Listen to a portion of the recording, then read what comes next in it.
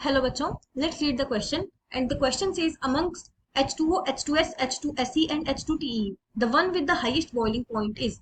तो हमें ये चार हाइड्राइड्स गिवन है, हमें बताना है इनमें से सबसे ज्यादा बॉइलिंग पॉइंट किसका होगा और किस कारण से होगा.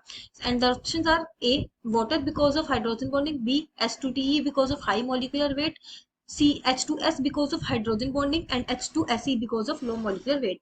तो हम चलिए इस क्वेश्चन की की कंसेप्ट देख लेते हैं.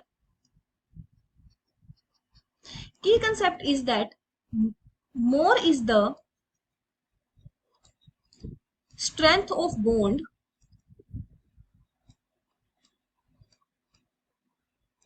more will be boiling point.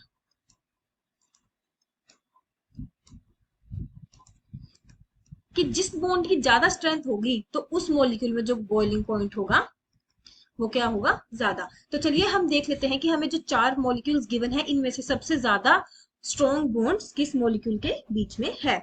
तो we are given H2O, H2S, H2Se and H2Te. तो जो यहाँ पर हमें ये एलिमेंट्स गिवन है ये ऑक्सीजन फैमिली के एलिमेंट्स हैं. These are like oxygen, sulphur, selenium and chlorinium. तो जैसे जैसे हम डाउन द ग्रुप जाएंगे वैसे वैसे इलेक्ट्रोनेगेटिविटी क्या होगी,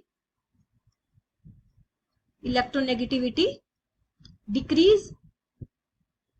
इलेक्ट्रोनेगेटिविटी डिक्रीज होगी तो एक वर्ड आएगा यहाँ पर हाइड्रोजन बॉन्ड. हाइड्रोजन बॉन्ड किसके बीच में प्रेजेंट होता है, present between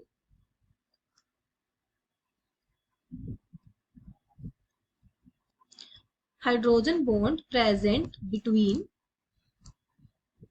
hydrogen and an electronegative element.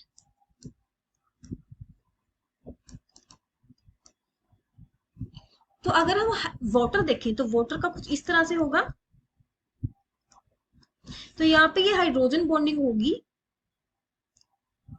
दूसरे वाटर मॉलिक्यूल के साथ. तो हाइड्रोजन बॉन्डिंग जो है वो स्ट्रॉन्ग बॉन्डिंग होती है. लेकिन अगर हम जैसे कंपेयर करें H2S, H2Se एंड H2Te में, ये कैसे मॉलिक्यूल होते हैं, ये गैसियस स्टेट में प्रेजेंट होते हैं.